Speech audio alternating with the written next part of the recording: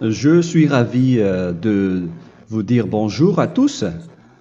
Nous sommes arrivés au moment où nous allons pouvoir avancer dans l'enseignement, c'est-à-dire avec la parole du Père Yava et de Yahushua.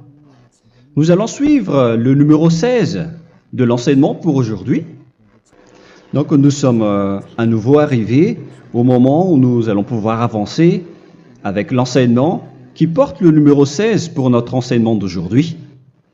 Et le titre de l'enseignement, c'est que vous devez être baptisé par Elia lorsque vous êtes convaincu. Et je vais continuer pour que vous soyez sauvés, pour que vous ne péchez plus. Justement, donc, vous devez être baptisé. Mais pourquoi devez-vous être baptisé? Pour quelle raison?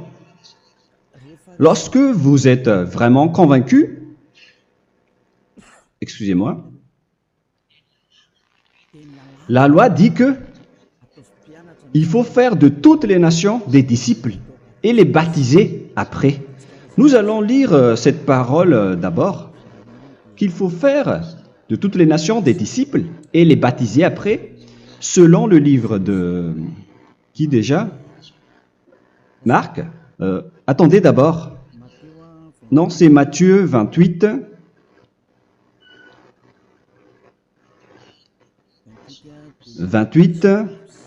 Versets 19 et 20.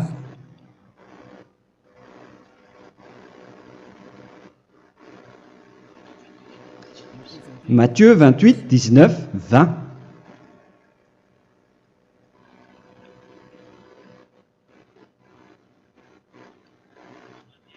Allez, faites de toutes les nations des disciples. Ici donc, il faut faire toutes les nations des disciples. Les baptisons au nom du Père, du Fils et du Saint-Esprit. Donc, à la fois,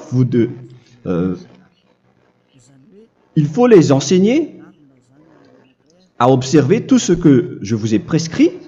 Donc, en enseignant une personne, c'est comme ce que Elia fait en ce moment. Après, donc, il faut baptiser cette personne qui est convaincue par l'enseignement. Donc, on ne doit pas baptiser une personne qui n'a jamais entendu cet enseignement. Voilà la première loi. Ce n'est pas logique de baptiser une personne qui ne connaisse rien de l'enseignement.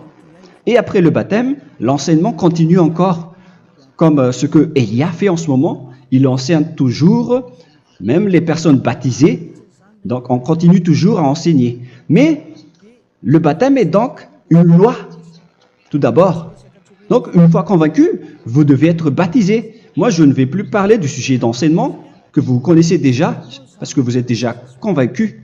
Donc, si vous voulez être nettoyé, lavé de vos péchés, pour que vous ne péchez plus dans ce saint royaume où il y a Elia, alors vous devez être baptisé, car c'est une loi selon l'Acte des Apôtres 22:16.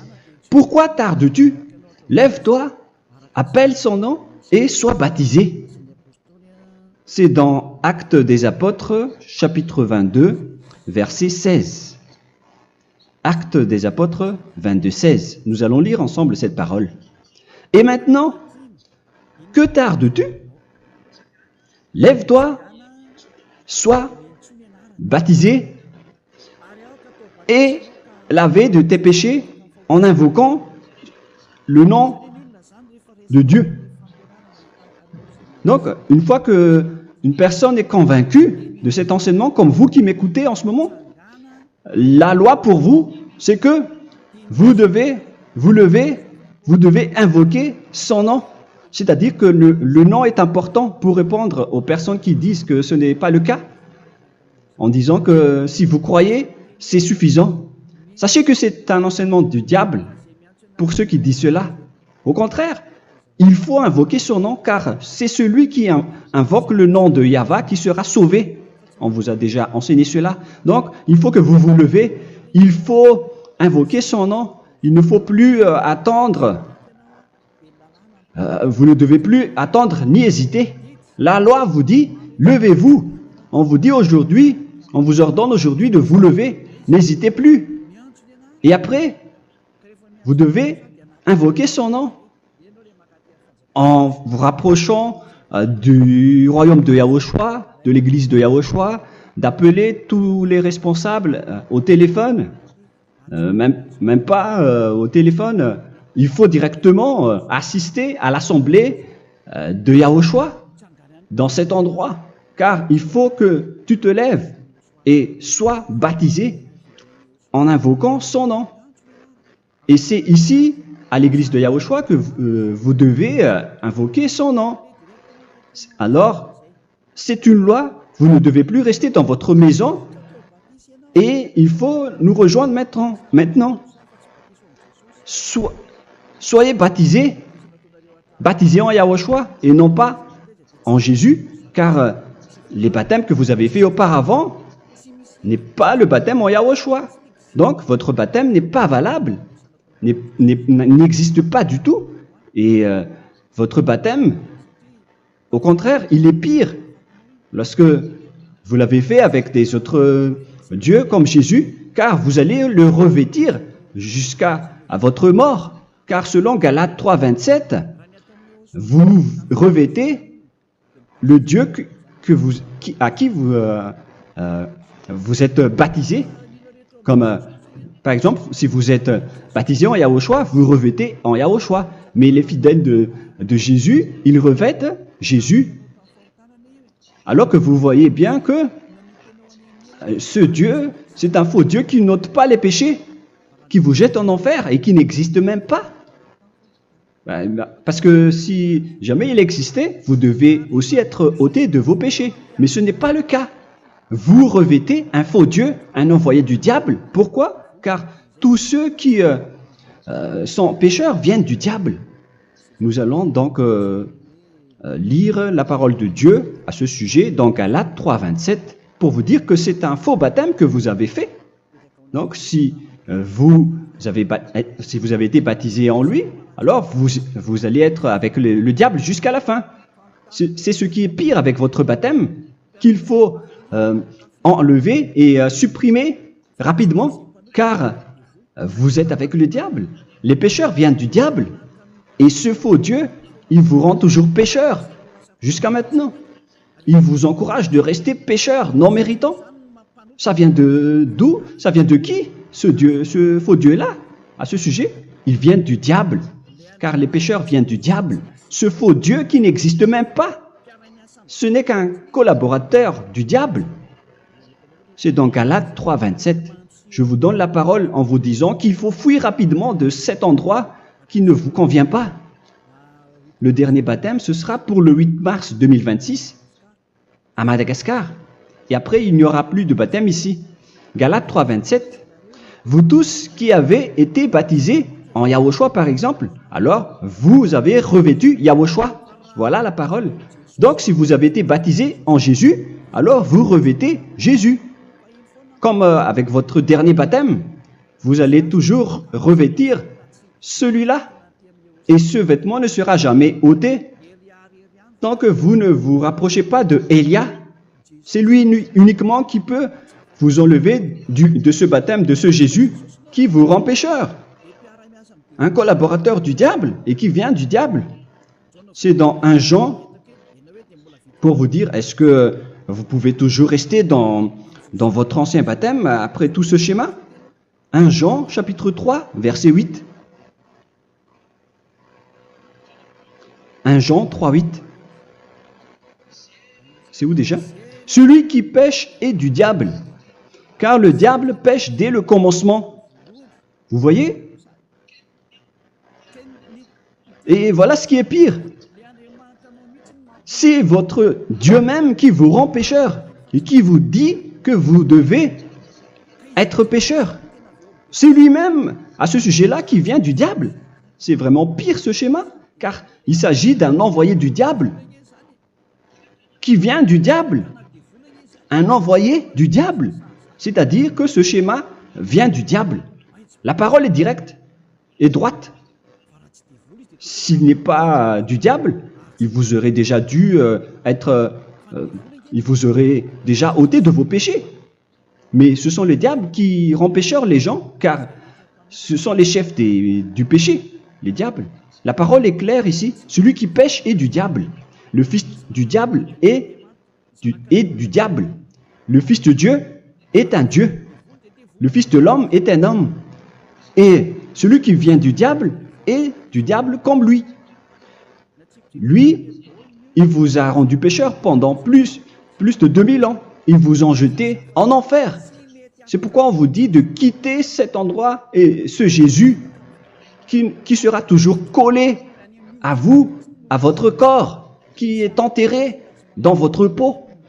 Vous ne serez jamais débarrassé de lui tant que vous ne vous rapprochez pas de Élia pour être baptisé en Yahushua, pour que ce sale vêtement venant du diable soit ôté de vous et qu'après vous allez être revêtu d'un nouveau vêtement qui est merveilleux, qui est Yahushua.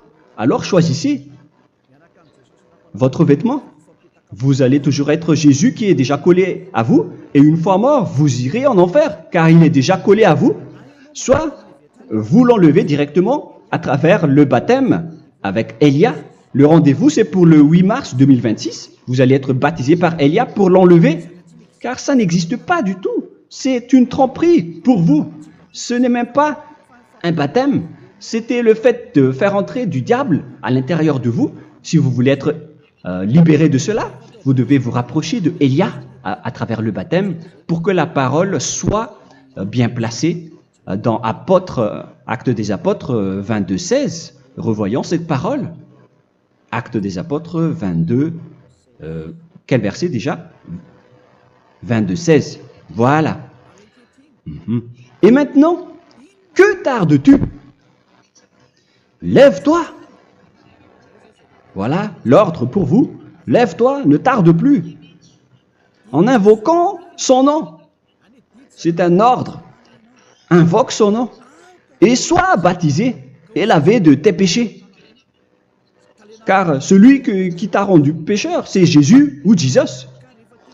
Alors si tu ne veux plus pécher, alors enlève Jésus ou Jesus de toi avec le vêtement que tu as reçu lors de ton baptême avec lui. Il faut l'enlever, sinon tu ne seras jamais sauvé, épargné, car c'est déjà devenu un vêtement collé à ton corps. La seule solution pour toi, c'est de te rapprocher de Élia pour être ôté de tes péchés, car la loi est claire ici. Tu vas être lavé de tes péchés. Et c'est ici, dans cet endroit où il y a Élia, qu'il y a l'ôtement du péché. Pourquoi vous êtes ôté de vos péchés? Pour quelle raison? D'abord, vous êtes déjà lavé à travers le baptême. On vous nettoie. Et une fois nettoyé, une fois lavé, qu'est-ce qui se passe à ce moment-là? Pour que les gens ne pêchent plus en vrai. Car toutes les personnes qui sont baptisées en Yahushua revêtent Yahushua. Vous êtes mariés à Yahushua. Et c'est à travers ce baptême, après votre baptême, c'est à partir de là, après avoir suivi toutes ces lois, car le baptême c'est une loi. Lorsque vous êtes convaincu, après avoir écouté l'enseignement, vous décidez de quitter le faux Dieu qui vous rend pécheur.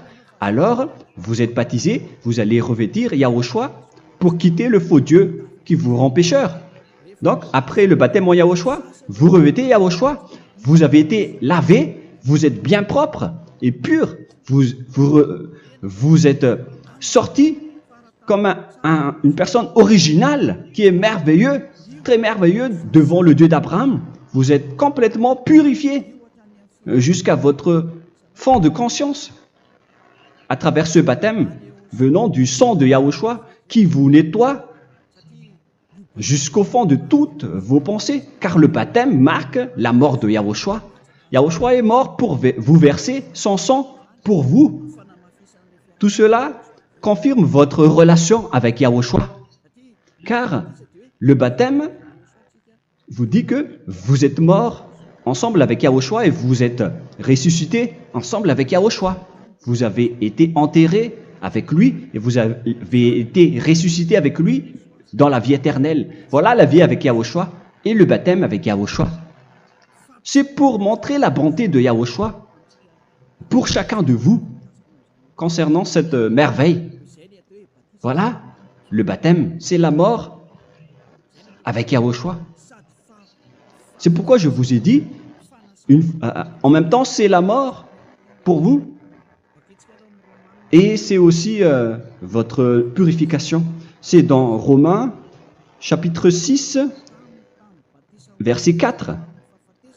Nous avons donc été ensevelis avec lui par le baptême en sa mort, afin que, comme Yahushua est ressuscité des morts par la gloire du Père, de même, nous aussi, nous marchions en nouveauté de vie. Donc, on était morts avec Yahushua à travers le baptême, et c'est après aussi que nous avons été ressuscités vers la nouvelle vie. Verset 5.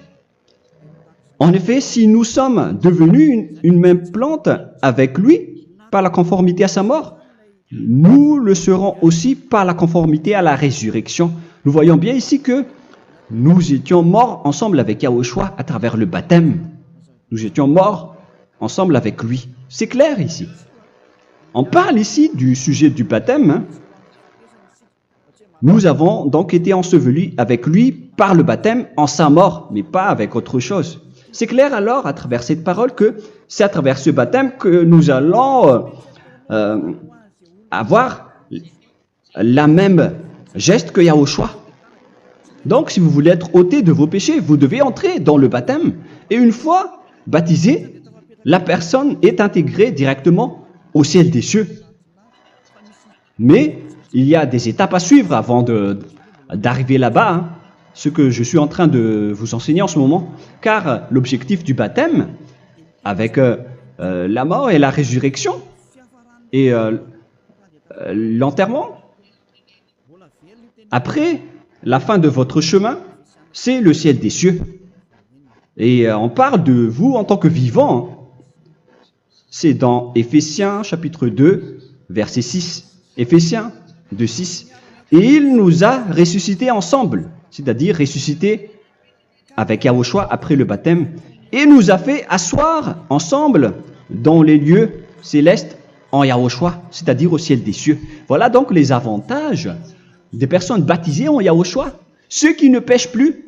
Et l'objectif, les excuses, l'objectif, c'est d'accomplir la parole de Yahushua qui a dit « Ne péchez plus ». C'est ça l'objectif du baptême. Le baptême, c'est que vous n'allez plus jamais pécher. Selon la parole de Yahushua, qui se trouve où déjà? C'est dans Jean chapitre 8, verset 11. Jean 8, 11. Excusez-moi. Elle répondit, « Non, Seigneur. » Et Yahushua lui dit, « Je ne te condamne pas non plus. Va et désormais ne pêche plus. » Donc l'objectif de votre mort et de votre résurrection avec Yahushua, c'est d'arriver dans cet endroit où vous ne péchez plus. C'est la loi de Yahushua, la loi de la perfection que vous devez suivre. La finalité, c'est que vous ne devez plus pécher. C'est une loi incontestable, car c'est la justice en Yahushua. Il ne faut plus jamais pécher. Et c'est vraiment la vérité.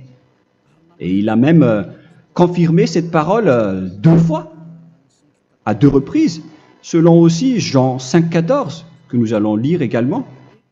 Il a répété cette parole 2 fois. Depuis, Yahushua le trouva dans le temple et lui dit, « Voici, tu as été guéri. Ne pêche plus. » Excusez-moi. Ne pêche plus, de peur qu'il ne t'arrive quelque chose de pire.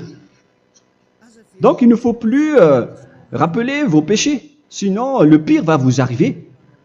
Et vous voyez, vous, les personnes pécheurs qui m'écoutez en ce moment, où est votre finalité? Est-ce que c'est bien? Réfléchissez. Les personnes parfaites, ce sont les personnes qui ne pêchent plus.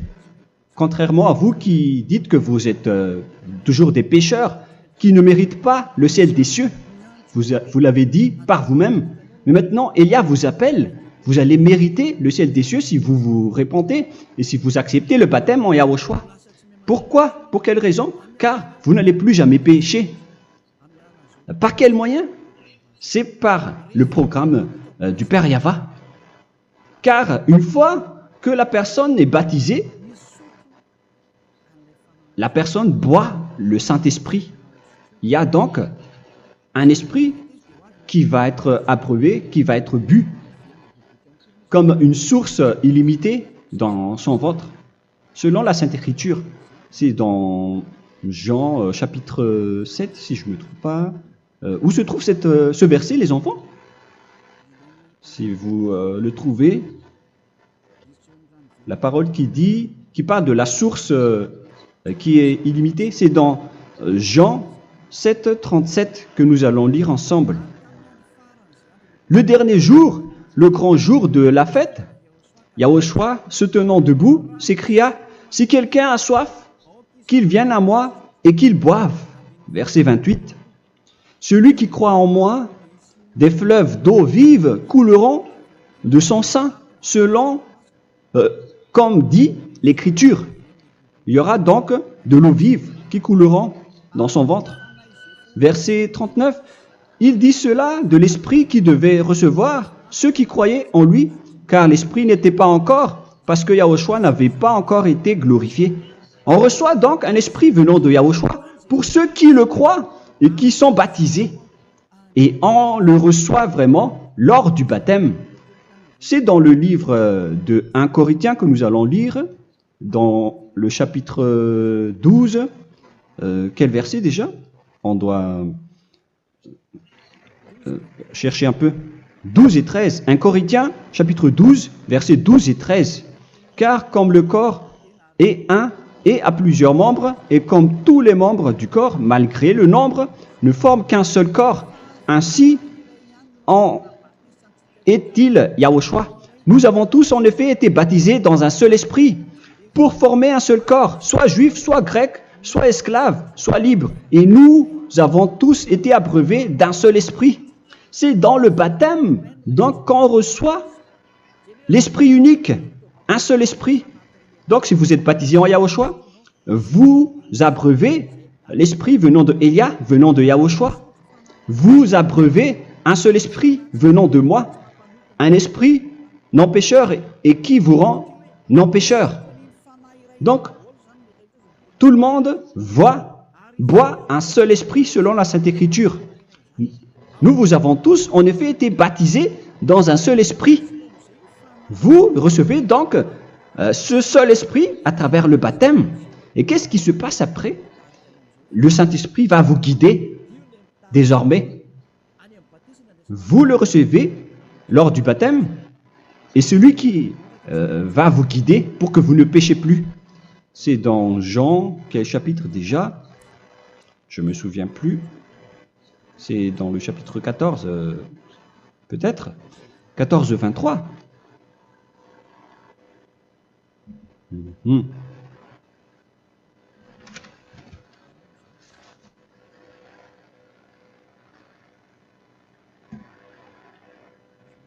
Où il est passé déjà? La parole qui parle de l'esprit qui nous guide. Mais je ne me souviens plus lorsqu'on en a besoin. Où est cette parole, les enfants? Où se trouve cette parole? Oui, c'est 14, 26. Jean, chapitre 14, verset 26. Mais le Consolateur, l'Esprit Saint, que le Père enverra en mon nom, vous enseignera toutes choses et vous rappellera tout ce que je vous ai dit. La parole de Dieu précise bien ici que le Saint-Esprit, qui est le consolateur, à la fois donc il est consolateur, il est envoyé par le Père en mon nom, il vous enseignera toutes choses et vous rappellera tout ce que je vous ai dit. C'est le Saint-Esprit donc qui vous enseigne, qui vous guide avec toutes les choses que vous avez besoin dans votre relation avec Yahushua. C'est lui qui est le vrai enseignant, le vrai guide, qui vous guide dans votre chemin. C'est dans Jean 16, 13, peut-être. C'est dans Jean 16, 13 que nous allons lire ensemble. Quand le consolateur sera venu, l'Esprit de la vérité, il vous conduira dans toute la vérité. Il vous conduit, il vous guide, il vous enseigne en même temps. Et à quel moment vous allez faire du mal à ce moment-là? Car en tant que consolateur, il vous frappe, il vous gronde. Il vous gronde à travers votre esprit, à travers votre conscience. Et c'est vraiment dur. Hein. Il vaut mieux être attrapé par un taureau que d'être attrapé par sa conscience. Donc c'est à travers votre conscience qu'il vous guide. Mais si vous ne voulez pas être consolé ni conseillé, si vous ne voulez pas être corrigé, vous revenez vers le mal, 7 fois plus de mal.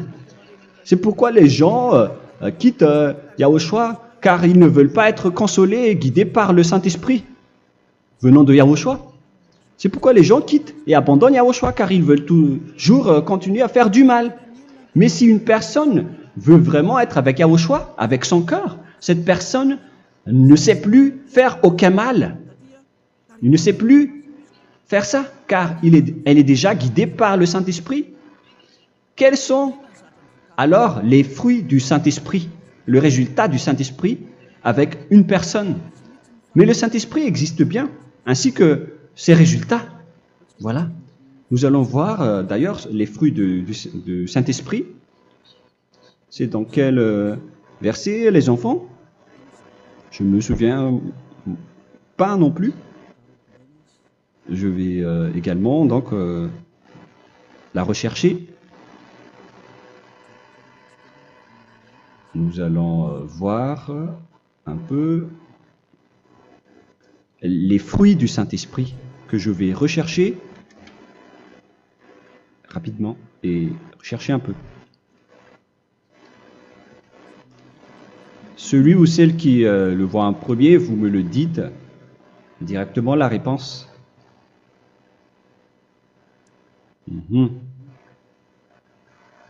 Comment? Galates 5. Galates 5. Nous allons lire à partir du verset 19 et 20. Non, on va commencer à partir du verset 22. Galates 5, 22. Mais le fruit de l'esprit, c'est l'amour, la joie, la paix, la patience, la bonté, la bénignité, la fidélité. Vous voyez, vous marchez dans la droiture et dans la vérité directement. La douceur, la tempérance, la loi n'est pas contre ces choses. Vous voyez, les gens ne vont plus dans le mauvais sens. Mais les gens qui n'ont pas le Saint-Esprit, voilà ce qu'ils font. Dans le verset 19 et 20. Or, les œuvres de la chair sont manifestes avec les personnes qui n'ont pas le Saint-Esprit, qui sont guidées par la chair. Ce sont l'impudicité, l'impureté, la dissolution, l'idolâtrie. Vous avez tous fait cela. La magie, les inimités, les querelles, les jalousies, les animosités, les disputes, les divisions, les sectes. Verset 21, l'envie, l'ivrognerie, vous qui êtes ivrognes, qui fréquentez les boîtes de nuit, qui dites toutes sortes de gros mots, les excès de table. Et cette parole vous convient, vous concerne même, vous qui m'écoutez en ce moment. Et je vous dis, comme je vous ai déjà dit autrement, celui qui fait cela n'héritera pas le royaume de Dieu, c'est-à-dire vous n'entrerez pas au ciel des cieux. C'est valable pour vous les pécheurs. Vous pouvez vous mesurer par vous-même, vous qui êtes avec Jésus ou Allah. La parole est claire pour vous, vous n'irez jamais au ciel des cieux. La question qui se pose, où est alors votre espoir, vous qui allez prier? Car la parole de Dieu vous lit déjà votre finalité. C'est la parole du Dieu d'Abraham qui a engendré Yahushua, son fils. Voilà la loi qu'il a dit aux apôtres. Les malfaiteurs n'iront jamais au ciel des cieux. Mais pourquoi vous allez encore rester là-dedans? Pourquoi ne pas rejoindre Élia pour être purifié et lavé? Rapprochez-vous de Élia pour que votre esprit soit sauvé. Le dernier baptême aura lieu pour le 8 mars 2026. N'attendez pas ce dernier jour. Dès maintenant, inscrivez-vous votre nom dans le baptême si vous ne voulez pas être jeté en enfer. Mais si vous voulez être jeté en enfer, alors tant pis pour vous. Alors que vous avez peur de mourir, et vous allez chez le médecin lorsque vous êtes malade, vous avez peur du feu de charbon, alors que ce n'est qu'un petit feu de charbon. Là, on parle de l'enfer. Hein. Alors, il faut bien réfléchir et soyez bien conscients. Voilà donc le sujet du Saint-Esprit. Maintenant, nous allons lire le livre des Éphésiens. Éphésiens, chapitre 4.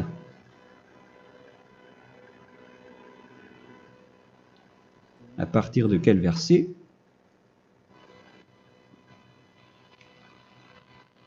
Allons-y.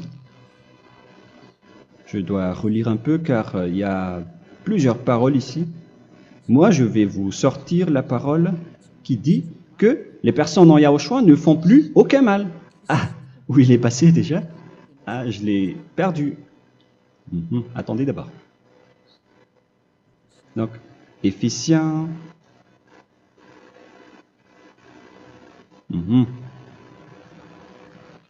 C'est dans le chapitre 5, on dirait. Et nous allons voir tranquillement. Mais nous allons voir dans Galates 5,16 d'abord.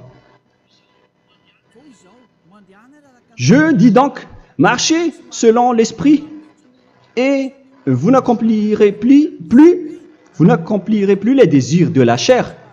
C'est-à-dire donc que vous devez être baptisé, car sans le baptême, vous n'aurez jamais le Saint-Esprit. Verset 17. Car la chair a des désirs contraires à ceux de l'esprit, et l'esprit en a des contraires à ceux de la chair. Ils sont opposés entre eux, afin que vous ne fassiez point ce que vous voudriez. L'esprit et la chair s'opposent toujours. Alors il faut suivre l'esprit maintenant pour aller au ciel des cieux. Et voilà donc la suite de la parole. Éphésiens 4:21. Si du moins vous l'avez entendu, et si vous, conformément à la vérité qui en est en Yahushua, c'est en lui que vous avez été instruits à vous dépouiller, eu égard à votre passé, du vieil homme qui se corrompt par les convoitises trompeuses, à être renouvelé dans l'esprit. Donc l'esprit travaille et va dans votre conscience et dans votre intelligence et à revêtir l'homme nouveau créé selon Dieu dans une justice et une sainteté qui produit la vérité. Le Saint-Esprit donc vous rend droit pour que vous ne soyez pas dans le mauvais chemin et il vous guide dans la justice et dans la vérité. Voilà directement pour les personnes en Yahushua. Et c'est quoi la suite? C'est pourquoi renoncer au mensonge. Il ne faut plus mentir. Même dans les 10 commandements, ils ont dit ne mentez pas. Mais c'est juste une parole. Mais les gens, lorsqu'ils sont pressés, ils font des mensonges. Mais pour les gens en Yahushua, ils renoncent directement au mensonge. Et que chacun de vous parle selon la vérité à son prochain. Car nous sommes membres les uns des autres. Si vous vous mettez en colère, ne péchez point. Que le soleil ne se couche pas sur votre colère. Voilà toutes les lois de Yahushua qui sont guidées, qui sont ordonnées par le Saint-Esprit. Alors, ne donnez pas accès au diable. Ne mettez pas le mal dans tous vos chemins. Il faut rester sainte, vraie et parfaite. Que celui qui dérobait ne dérobe plus. Il ne faut plus donc dérober les choses. Et il ne faut plus donc voler quelque chose. Mais quelle est la parole du Père Yahweh et de Yahushua? Mais plutôt qu'il travaille en faisant de ses mains ce qui est bien pour avoir de quoi donner à celui qui est dans le besoin. Qu'il ne sorte de votre bouche aucune parole mauvaise, mais s'il y a lieu, quelques bonnes paroles qui servent à l'édification et communiquent une grâce à ceux qui l'étendent. N'attristez pas le Saint-Esprit de Dieu par laquelle vous devez être scellés pour le jour de la rédemption. Il faut toujours laisser le Saint-Esprit vous guider, ne l'attristez pas, sinon vous n'allez pas avoir la selle. À la fin des temps, à l'époque de Gog, on va vous donner le Saint-Esprit pour que vous soyez scellés.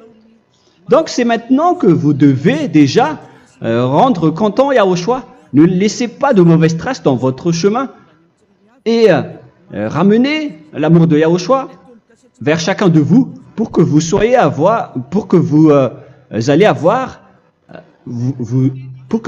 seriez scellés pour avoir le Saint-Esprit que vous avez vraiment besoin pour le dernier combat dans les fins des temps. Que toute amertume et toute animosité, toute colère, toute clameur, toute calomnie,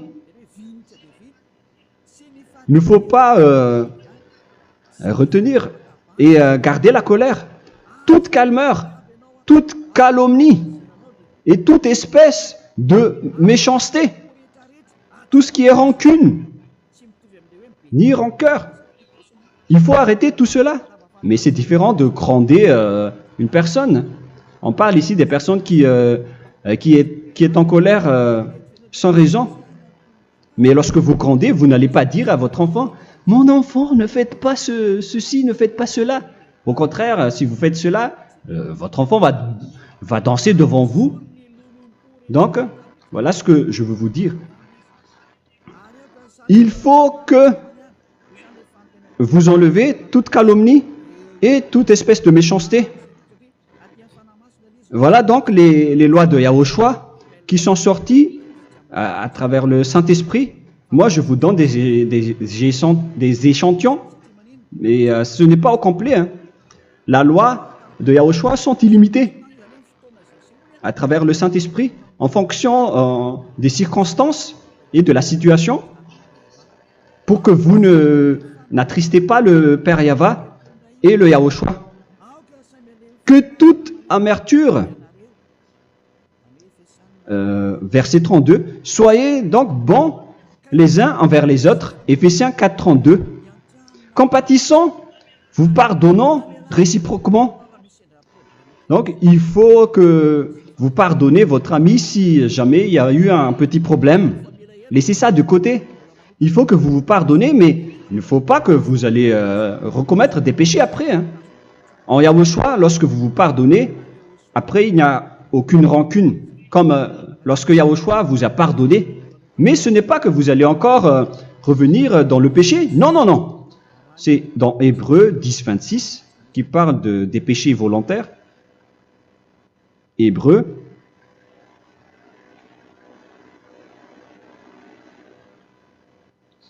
Hébreux, chapitre 10. C'est bien ça, hein? Pour ceux qui s'en souviennent. Voilà, versets 26 et 27. Hébreux 10, 26, 27. Car si nous péchons volontairement, après avoir reçu la connaissance de la vérité, c'est-à-dire une personne baptisée en Yahushua, qui a été sanctifiée, rendue sainte, il ne reste plus de sacrifice pour les péchés, mais une attente terrible du jugement et l'ardeur du feu qui dévorera les rebelles. Donc, vous qui parlez que vous devez toujours commettre des péchés, voilà ce qui vous attend, parce que vous péchez volontairement. Donc, si vous péchez volontairement, alors une attente terrible du jugement et l'ardeur d'un feu va vous dévorer. Vous allez affronter la colère et le jugement avec une ardeur de colère d'un feu qui va vous dévorer en tant que rebelle. on va vous détruire, vous les ennemis, vous qui péchez volontairement. Est-ce que vous n'êtes pas encore conscient après cette parole? Vaut mieux être baptisé en Yahushua avec Elia, et après vous n'allez plus jamais pécher. Alors à vous de réfléchir, car on vous a trompé auparavant jusqu'à maintenant. On va revenir à la parole de tout à l'heure. Donc que chacun pardonne son ami et pardonnez-vous comme ce que Yahushua vous a pardonné. Voilà donc les personnes en Yahushua ne pêchent plus. Nous allons donc continuer avec le verset 5.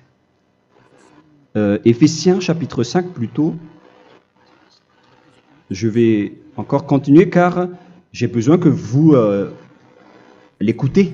Éphésiens chapitre 5 verset 1. Devenez donc les imitateurs de Dieu comme des enfants bien-aimés et marchez dans la charité. Le fruit de l'esprit, c'est de l'amour, on vient de lire, à l'exemple de Yahushua qui nous a aimés et qui s'est livré lui-même à Dieu pour nous comme une offrande et un sacrifice de bonne odeur. Verset 3. Regardez ces lois. Que l'impudicité, qu'aucune espèce d'impureté et que la cubicité ne soit même pas nommée parmi vous, ainsi qu'il convient à des saints. C'est bien clair alors ici qu'il ne faut pas faire l'impudicité ou parler de tout ce qui est adultère, impudicité, qu'aucune espèce d'impureté, tout ce qui est impur, l'abomination, la profanation et tout ce qui parle autour de ce sujet, n'en parlez jamais. Et que la cupidité ne soit pas nommée parmi vous, ainsi qu'il convient à des saints, y compris l'impudicité, l'abomination. Même juste en parler, ce n'est pas autorisé. Vous voyez que c'est vraiment différent.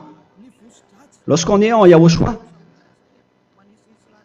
la cupidité, c'est-à-dire parler dans le dos des autres, qu'on n'entende ni parole de déshonnêteté, ni des propos insensés, ni des plaisanteries, choses qui sont contraires à la bienséance, qu'on entende plutôt des actions de grâce, car sachez qu'aucune impudique ou impure ou cupide, c'est-à-dire idolâtre,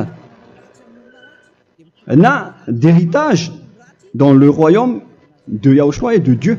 C'est-à-dire, il ne faut pas s'allier avec les malfaiteurs. Les enfants du mal, ne vous alliez pas avec eux. N'acceptez pas ce qu'ils font. Ne collaborez pas avec eux. Ne cachez pas le mal qu'ils font. Car sinon, directement, votre sainteté va être détruite. La parole est claire. Ne vous alliez pas avec ces derniers, car vous allez être le fils du mal, qui n'est pas dans la vérité. Verset 8. Autrefois, vous étiez ténèbres, et maintenant, vous êtes lumière dans Yahushua. Marchez comme des enfants de lumière, car le fruit de la lumière consiste en toutes sortes de bonté, de justice et de vérité. Voilà, lorsqu'on est avec le Saint-Esprit, on est toujours dans la lumière, dans la bonté et dans la justice. Il faut que vous pensiez à la volonté de Yahushua, à ce qui est agréable à Yahushua. Verset 11. Et ne prenez point part aux œuvres infructueuses des ténèbres, mais plutôt condamnez-les. Ne faites pas l'alliance avec le diable. Ne faites pas l'amitié du diable. Ne faites pas des complots ou des compromis avec le mal pour les cacher. Alors, il faut plutôt les condamner, car il est honteux de dire qu'ils font en secret. Mais tout ce qui est condamné est manifesté par la lumière, car tout ce qui est manifesté est lumière. C'est pourquoi il y a la comparaison dans le Nouveau Testament pour dire, il faut que vous réveillez de votre sommeil pour que Yahushua vous illumine. Verset 14. C'est pour cela qu'il est dit, réveille-toi, toi qui dors, relève-toi d'entre les morts. Prenez donc garde de vous conduire avec circonspection. Si vous suivez donc le Saint-Esprit, vous ne faites plus aucun mal. Alors, il faut en profiter de faire du bien. Ne faites plus le fou. Et connaissez la volonté de Yahushua. Ne vous envrez pas de vin. Ce n'est plus bien de faire cela. C'est de la débauche. Soyez au contraire l'empris de l'esprit. Entraînez-vous par des psaumes et des hymnes et par des cantiques spirituels, chantant et célébrant tout votre cœur les louanges de Yahushua. Rendez continuellement grâce à toutes choses à Dieu Père au nom de notre Seigneur Yahushua. Voilà, c'est suffisant. Je viens de vous donner les lois de la Nouvelle Alliance qui n'est pas du tout associée aux 10 commandements. Ça n'a rien à voir avec les 10 commandements. Si vous avez bien écouté, j'ai dit des choses complètement différentes qui ne se trouvent pas dans les 10 commandements. Notamment le baptême, ça n'existe pas là-bas. Et donc, c'est après le baptême que vous allez abreuver le Saint-Esprit et après vous n'allez plus faire aucun mal. Nous remercions infiniment Yahushua à travers cette parole. Je suis sûr que vous êtes contents pour aller dans cet endroit où personne ne pêche plus. Alors approchez-vous de Élia, qui est l'envoyé du Père Yahva et de Yahushua. Une fois que vous suivez Élia, vous n'allez plus jamais pécher, car vous allez être avec Yahushua. C'est seulement dans ce saint royaume où il y a Ziadia Elia qu'il y a des personnes qui ne pêchent plus sur cette planète Terre. Mais les autres ne sont que des pécheurs et il y a même des voleurs et des imposteurs. Je vous souhaite le meilleur pour que vous allez inscrire votre nom dans le baptême. Inscrivez votre nom car le temps presse, le moment est proche. Il ne reste plus que environ 170 jours. Bientôt, nous allons entrer dans les 160 derniers jours, et après 150, et après 100. Il ne restera plus que 100 jours. Alors, faites le maximum d'efforts. N'attendez pas le dernier moment pour inscrire votre nom. Parce que si vous mourrez avant, qu'est-ce qui va vous arriver? Vous ne savez rien de ce qui va vous arriver avec votre esprit. C'est le diable qui vous encourage à faire du mal. Il ne veut pas que votre esprit soit sauvé, mais moi je vous dis, sauvez votre âme, n'acceptez plus. Suivez Yahushua à travers Élia qu'il a envoyé parmi vous. On m'a envoyé pour vous sauver. Alors, rapprochez-vous de lui maintenant. N'ayez plus peur de personne. Sauvez votre esprit, car les humains sont comme vous. Ils ne vous sauvent pas, ils ne peuvent pas vous sauver. Mais sachez que votre esprit va être jugé. Et sachez aussi que vous ne pouvez pas vous battre avec le Dieu d'Abraham. Alors sauvez votre esprit, rapprochez-vous de Élia, nous irons en Yahushua, car c'est à travers moi que vous pouvez l'approcher. Prions ensemble. Merci infiniment Père Yahva pour toutes ces paroles. C'est vraiment du salut, de la miséricorde et de la vie éternelle. Faites en sorte que les gens connaissent cette vraie parole que je suis en train de leur donner, car c'est de l'amour et c'est du salut pour eux. Sauve-les, Père Yahva, pour qu'ils soient conscients de la vérité. Ce qu'ils ont fait auparavant ne sont pas du tout vrais. Voilà le vrai salut pour eux. Père Yahva, tu es le Dieu de toutes les choses. Tu es le Dieu du ciel des cieux. Tu es le Dieu de Yahushua. Tu es le Dieu de Ziadia Elia. Ouvre la conscience des gens pour qu'ils écoutent cette vérité, pour que chacun court pour prendre une décision et pour qu'ils n'attendent plus personne pour se rapprocher de toi, Père Yahweh et Yahushua. Donne la force à chacun pour qu'ils te cherchent. Sauve les gens, Père Yahweh, pour qu'ils échappent à la destruction de leur chemin et de leur esprit, pour qu'ils écoutent la parole de Élia venant de toi, Père Yahweh, et de toi aussi, Yahushua. Sauve les gens, et je suis confiant que tu vas vraiment sauver les gens, pour que tu ouvres tes portes pour terminer cette période de salut. Merci, Père Yahweh. Gloire éternelle à toi. Je demande tout ça aux Malagasy et au reste du monde. Pour les Malagasy, il reste encore quelques mois qui n'est plus beaucoup pour eux. Mais pour les autres nations, ils n'ont pas aussi beaucoup de temps pour se rapprocher de toi, mais il en reste encore un peu pour eux. Gloire à toi, Père Yahweh. Et au nom de toi, Yahushua, je fais toutes ces paroles. Alléluia, Amen. Voilà donc pour notre enseignement d'aujourd'hui. Que Yahushua vous bénisse et à la prochaine. Au revoir.